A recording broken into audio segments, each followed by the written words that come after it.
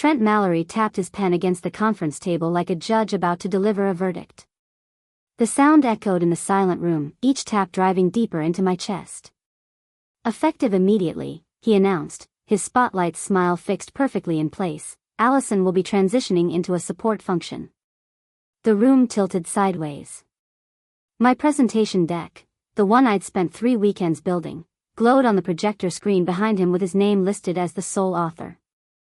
Someone in the back row snorted, trying to disguise it as a cough. A cardboard box appeared at my elbow like magic, placed there by someone from HR I'd never even met. You'll have more time to focus on tasks that better fit your strengths, Trent continued, his voice smooth as butter melting on warm bread. I felt my cheeks burn hot with humiliation. My jaw locked so tight I thought my teeth might crack. Every single eye in that conference room crawled over me, watching my public execution with a mixture of pity and relief that it wasn't them. The title slammed through my head on repeat. Boss demoted me for questioning a deal. The investor he lied to called me instead. I picked up that cardboard box with hands that wouldn't stop shaking, stood up on legs that felt like water, and walked out of that conference room with whatever dignity I had left. My name is Allison Pierce. I'm 32 years old, white, Midwestern born and raised, and a first-generation college graduate who'd somehow convinced herself that hard work could beat office politics. Cute fantasy, right? I joined the company 3 years ago as a senior operations manager, working my way up from an entry-level analyst position through sheer determination and countless late nights. 2 nights ago, at exactly 2:13 in the morning according to the system logs, I discovered that a critical risk appendix had been removed from our investor presentation folder. It disappeared like a magician's trick. Now you see the financial red flags, now you don't, now you're fired for noticing.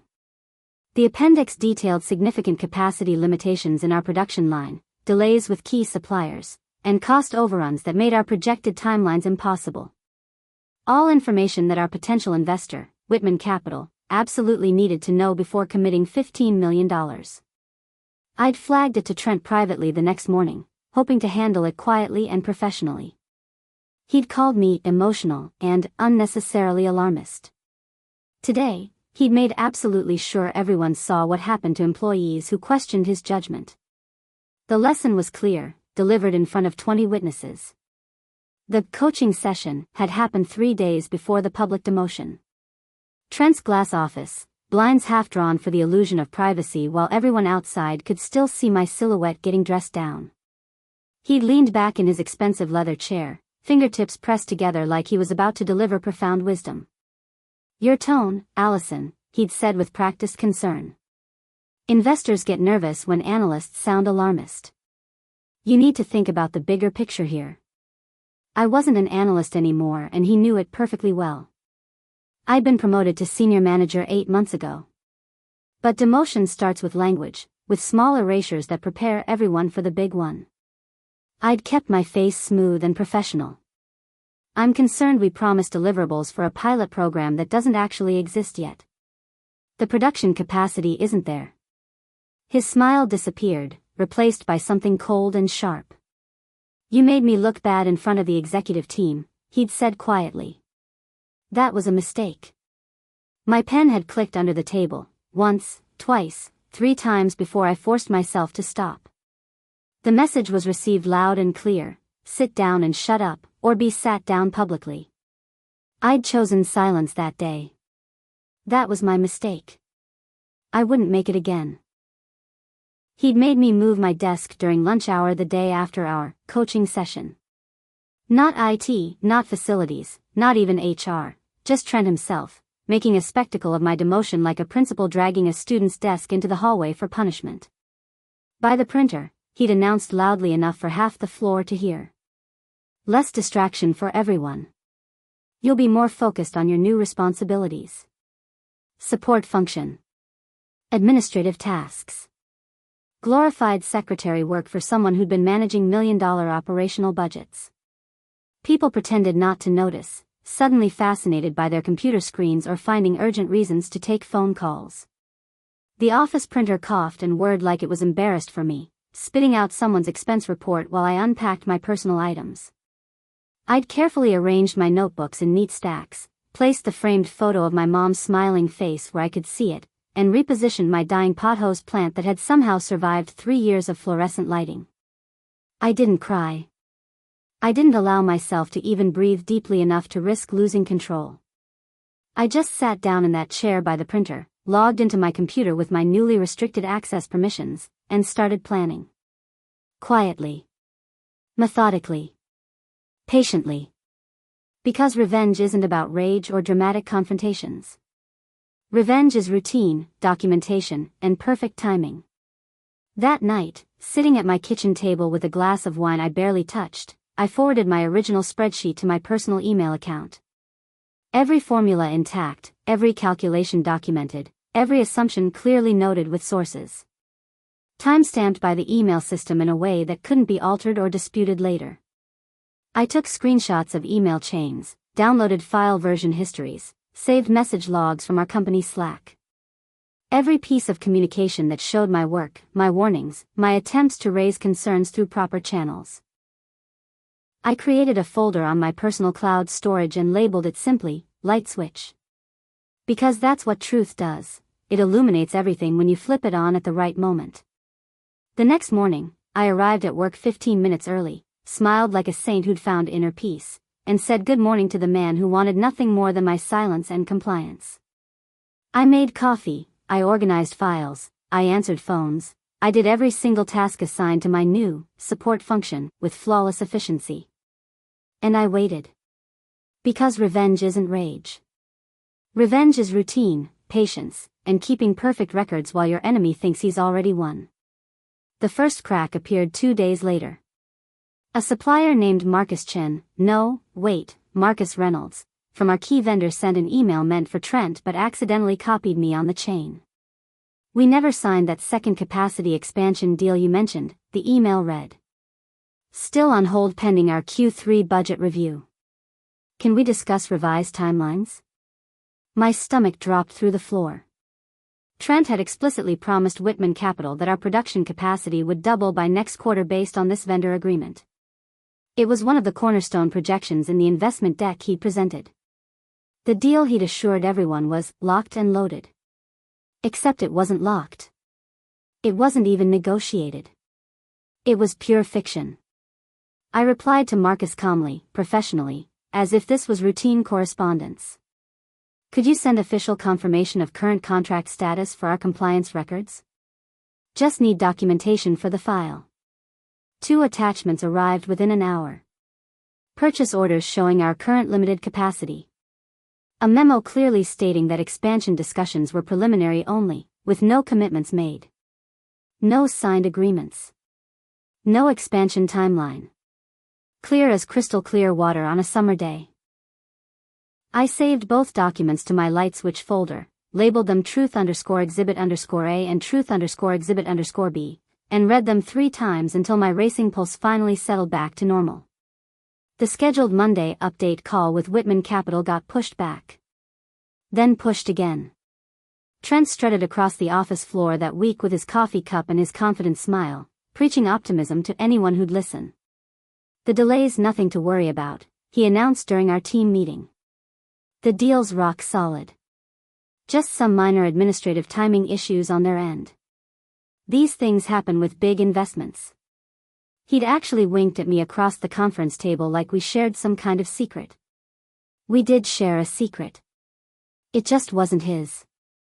I kept my head down, took detailed notes, and continued building what I privately called my heartbeat log. Date, time, every change to documents, every person who touched what file, every meeting that got mysteriously rescheduled. Quiet documentation. Constant vigilance. A timeline that would eventually tell its own story without me needing to say a single word. I noted when Trent edited the investor deck at odd hours.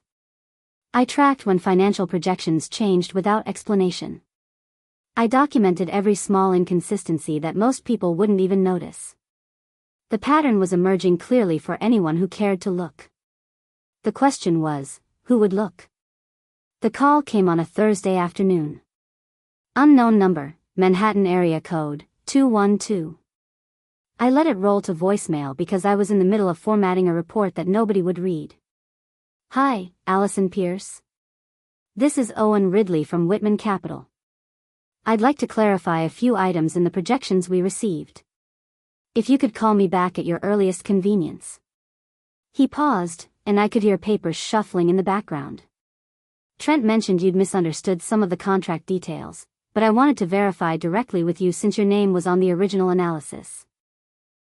There it was. That word again. Misunderstood. The same language Trent had used. Emotional. Alarmist. Difficult. All the code words that mean woman who won't stay quiet. But Owen had called me directly, which meant he was checking facts, not just accepting Trent's version. Which meant he had doubts. Which meant the door was cracked open just enough. I listened to the voicemail 3 times, analyzing the tone, the word choices, the careful phrasing of someone who suspects he's been lied to but can't prove it yet. Then I texted back from my personal phone, happy to provide documentation and clarification. When works for you? Documentation. Not drama. Not complaints. Just facts, presented clearly. We met at a corner cafe 3 blocks from the office, after work hours so nobody would see us together. Owen Ridley was exactly what I'd expected, 50s, expensive suit, gray hair, and eyes that missed absolutely nothing. His presence felt like quiet knives, sharp and precise.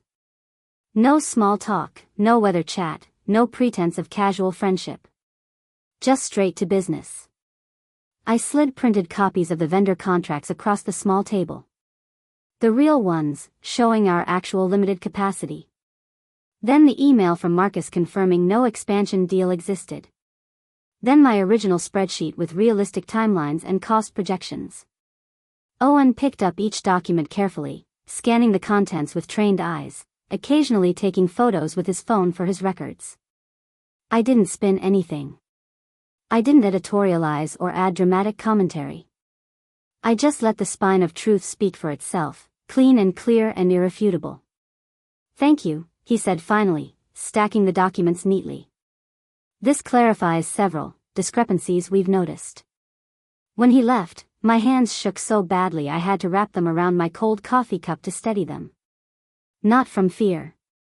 From the overwhelming relief of finally being heard, of finally matching again. Friday afternoon, Trent hosted a premature celebration in the main conference room. Catered lunch, champagne, the expensive kind, and a toast to the future of our partnership with Whitman Capital. People laughed and clinked glasses while Trent stood at the head of the table basking in praise he hadn't earned. To integrity and teamwork, he'd announced, raising his glass high.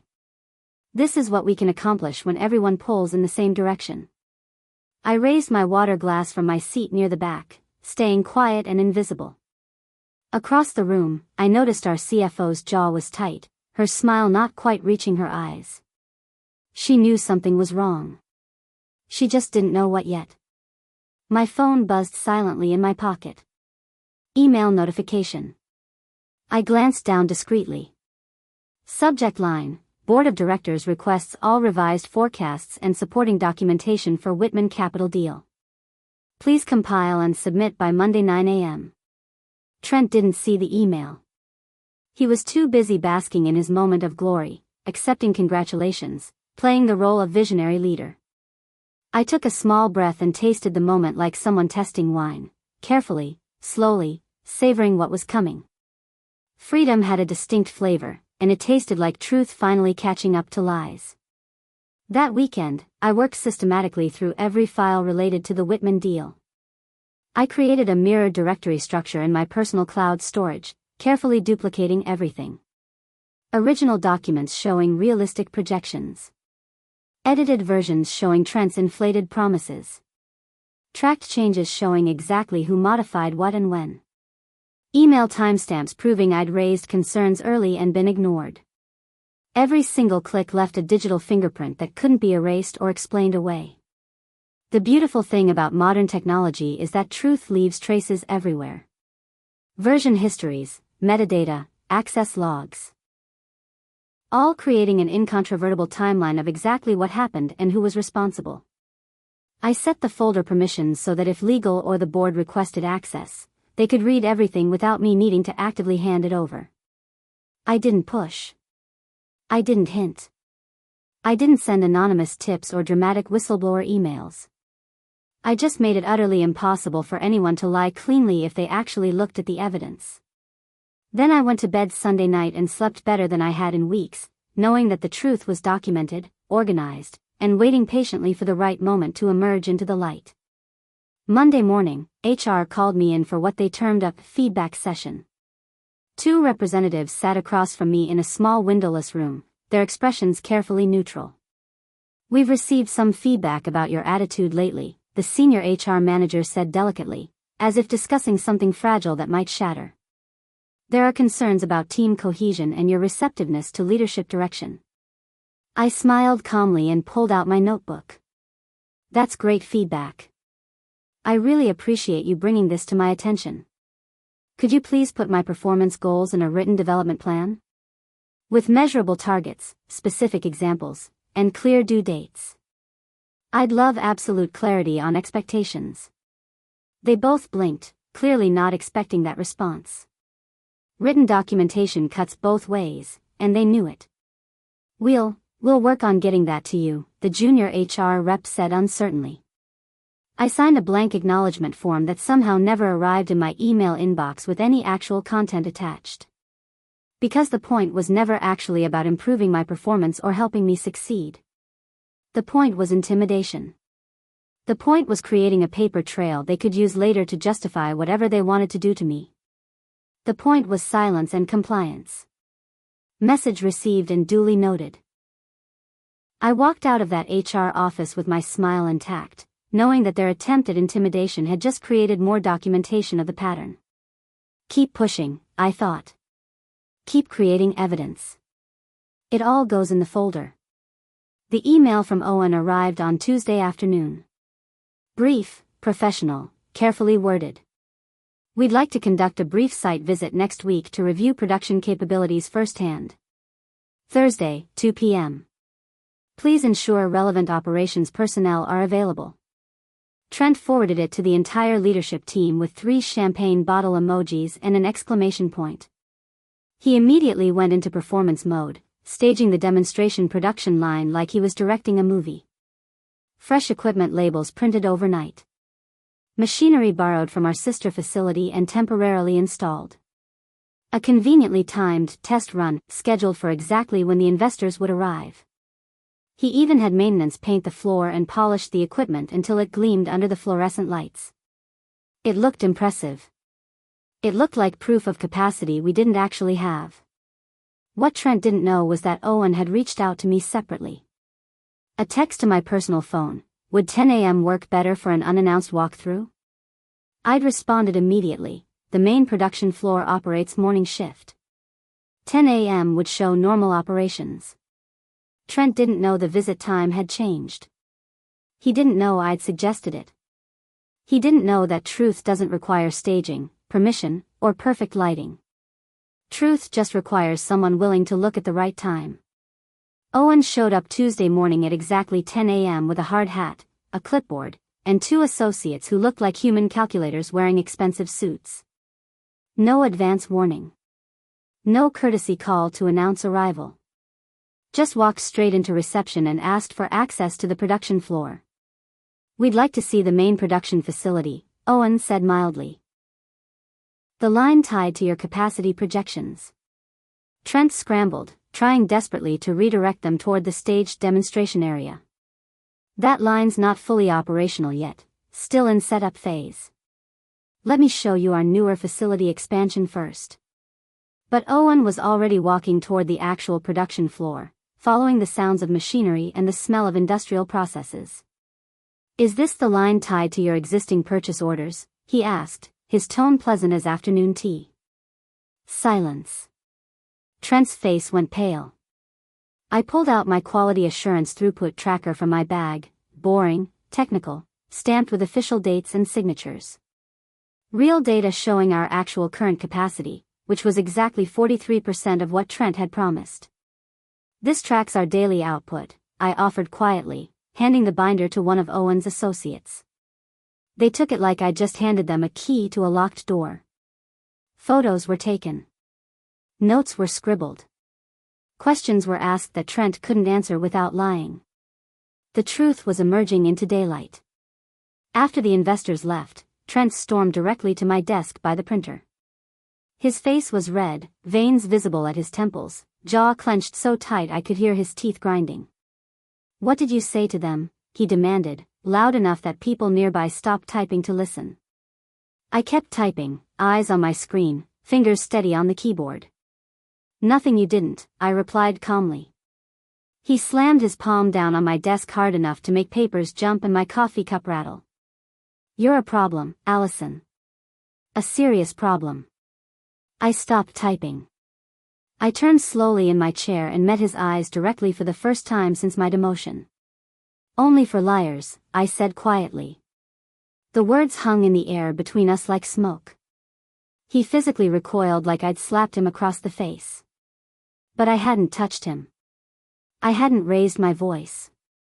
I hadn't done anything except speak truth in a calm, clear voice. That's not how light works. Light doesn't attack darkness, it just exists, and darkness can't survive in its presence. He opened his mouth, closed it, opened it again like a fish drowning in air. Then he turned and walked away, his confident swagger completely gone. People slowly returned to work, pretending they hadn't witnessed anything. But I knew they had. And I knew they'd remember. The next week passed in what I privately called the quiet storm. Whispers behind closed doors. Sudden conference room meetings with blinds drawn. Late-night email chains I wasn't included on. Trent burned through excuses and explanations like someone striking matches in a windstorm, briefly bright, quickly extinguished, leaving only smoke. I clocked in exactly on time every morning. I worked steadily through my task list. I documented everything with the same meticulous attention to detail. I smiled at the receptionist and asked about her daughter's soccer games. I fixed the printer when it jammed because nobody else would. My calm demeanor drove Trent absolutely wild. I could see it in the way he watched me sometimes, trying to figure out my angle, searching for signs of the revenge he assumed must be coming. He kept trying to move the ground beneath my feet, to shake my foundation. I just kept pointing calmly toward gravity. Facts don't negotiate. Numbers don't have agendas. Truth doesn't require my emotional investment to remain true. I simply existed in the space of documented reality while his fictional world began crumbling around him. The board was asking questions now. Finance was requesting clarifications. Legal was reviewing contracts. The machinery of corporate accountability turns slowly, but once it starts moving, it's very difficult to stop. The email arrived on a Wednesday morning, subject line stark and formal, provide original risk exhibits referenced in preliminary due diligence. Sent from the board's executive assistant, copied to legal, finance, and the CFO. Not copied to Trent, which told me everything I needed to know about where this investigation was heading. I attached the files within 15 minutes. Clean file names. Clear dates that showed exactly when I'd created them and when they'd been removed. Original risk appendix showing production capacity limitations. Supplier correspondence proving no expansion agreement existed. My initial timeline projections that Trent had called unnecessarily conservative. No adjectives, no emotional language, no accusations. Just architecture. The framework of truth, standing solid and speaking for itself. I hit send and closed my laptop slowly, carefully, like I was tucking a child into bed. That night, sleep found me quickly for the first time in weeks. No anxiety dreams, no midnight wake-ups checking my phone, no racing thoughts keeping me staring at the ceiling. Just deep, restful sleep of someone who'd finally done everything possible and could now simply wait for truth to complete its work. The room was starting to listen. The evidence was impossible to ignore. Momentum was shifting, and I could finally rest. Thursday morning, 7:11 a.m., a company-wide email appeared from Trent. Recent audit confirms no material discrepancies in Whitman capital projections. All documentation verified and approved. Looking forward to closing this partnership. My chest went cold reading it. He was trying to control the narrative, to claim victory before the investigation finished. Premature celebration as strategic defense. Except he'd overplayed his hand, dramatically and publicly. 16 minutes later, a reply all from our Director of Finance. Please note that verification process is still ongoing. Data remains under review pending external audit completion. No final determinations have been made. The contradiction was now visible to everyone who mattered, the entire leadership team, the board members, key department heads. Trent had claimed vindication that didn't exist, in writing, to an audience that included the very people investigating him. I added the email chain to my light switch folder, creating a new file labeled exhibit_C_premature_victory_lap. Sometimes people reveal themselves completely if you just give them an audience and enough rope. The urge to defend, to control perception, to maintain the facade becomes so overwhelming that they make mistakes. Fatal mistakes. Documented mistakes that can't be explained away or dismissed as misunderstandings. I sat back in my chair by the printer and allowed myself the smallest smile. The trap wasn't something I'd built. It was something he'd walked into willingly, eagerly, confidently. All I'd done was turn on the lights. Friday morning, 8 a.m. sharp. The boardroom on the executive floor, the one with the massive mahogany table and the leather chairs that cost more than my monthly rent.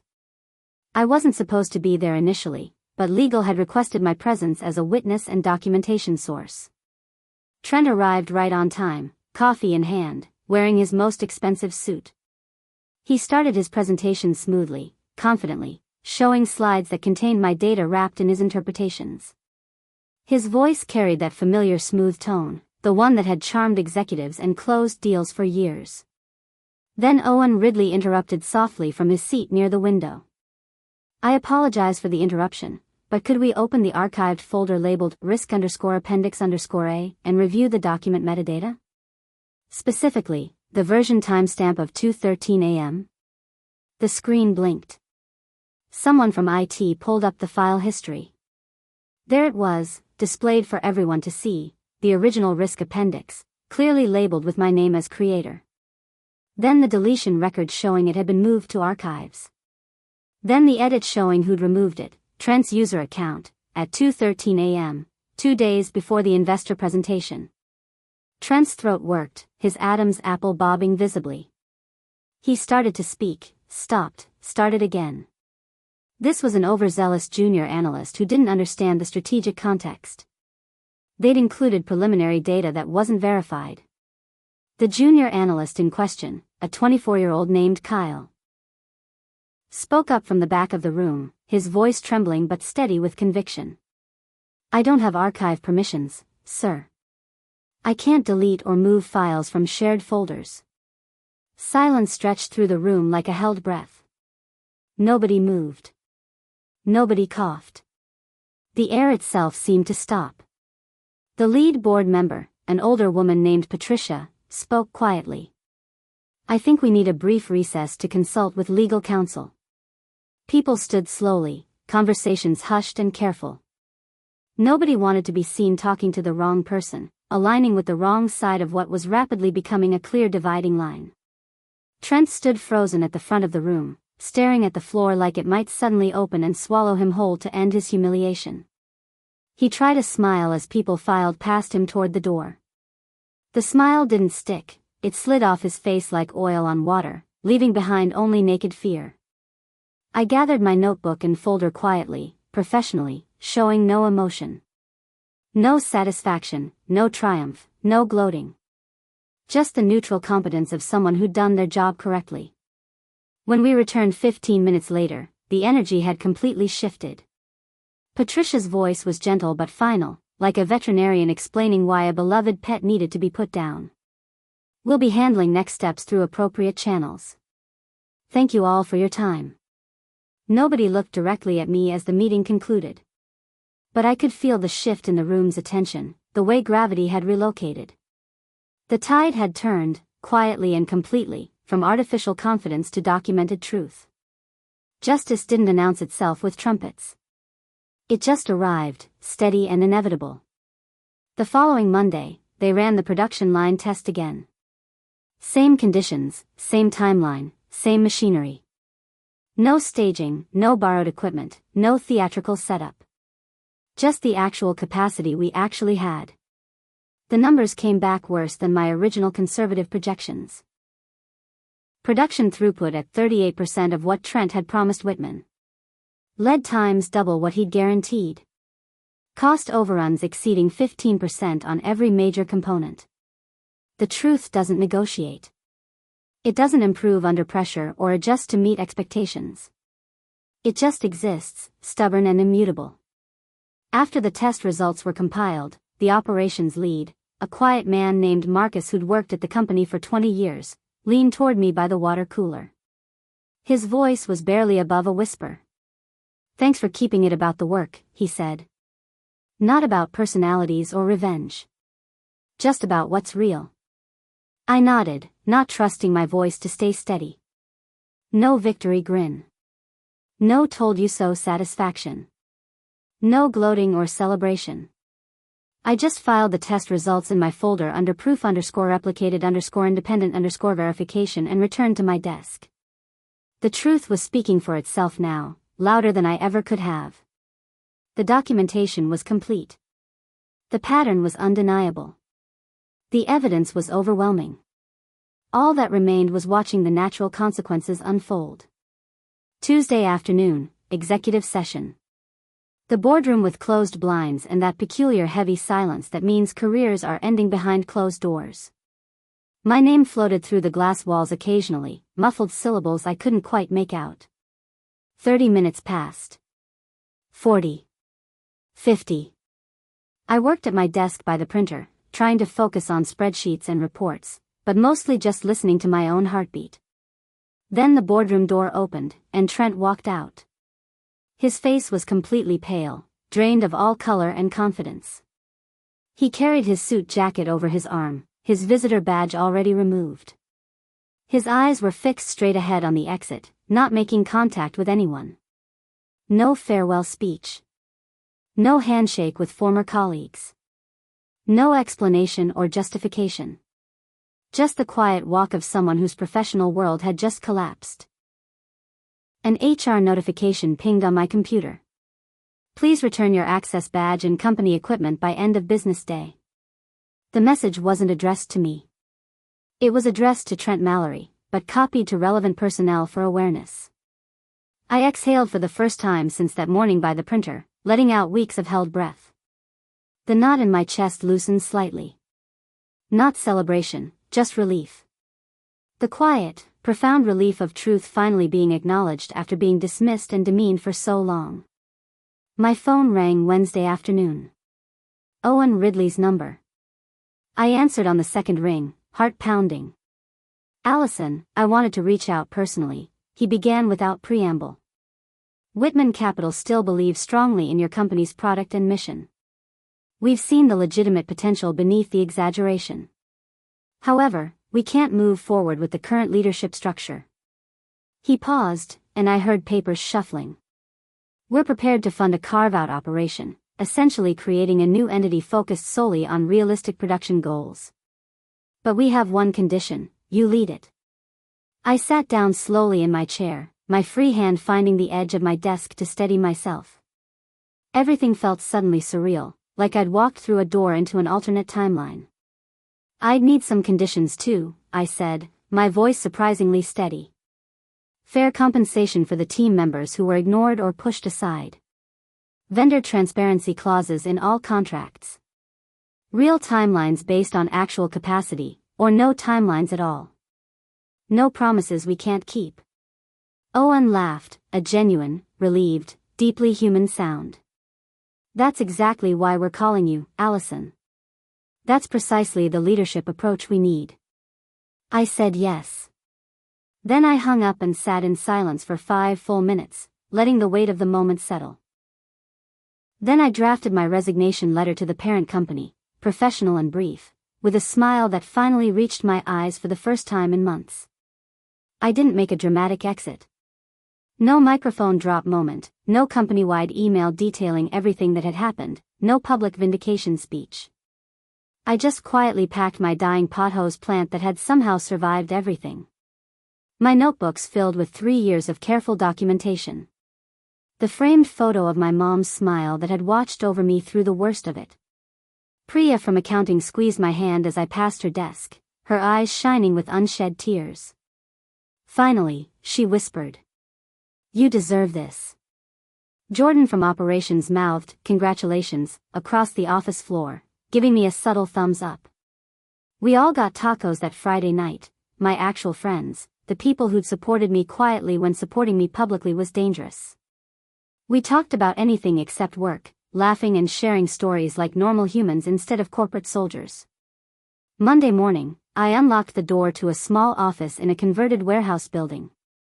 Scuffed floors that had seen decades of use. Big windows that let in actual sunlight instead of fluorescent misery. A whiteboard that still smelled like possibility and fresh markers. We started clean. We started small. We started right. Just 6 of us initially, but 6 people who trusted each other and valued honesty over performance.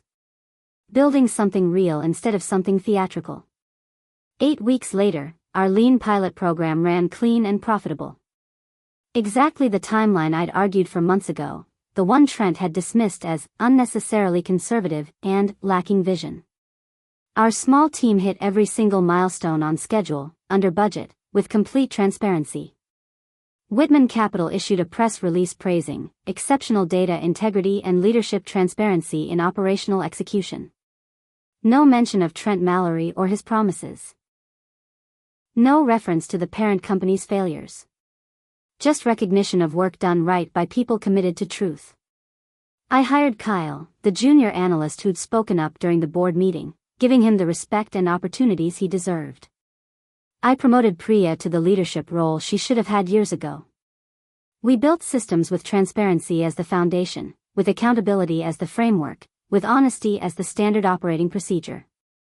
I stood by the window of our small office one afternoon, phone face down on my desk, inbox blessedly quiet.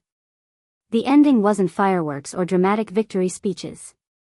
It was just sunlight streaming through clean windows onto honest work. Knowing your worth isn't about burning bridges behind you in theatrical flames. It's about building exits with the lights on, documentation in hand, truth as your compass, and walking through those doors without ever needing to look back at the wreckage others created for themselves.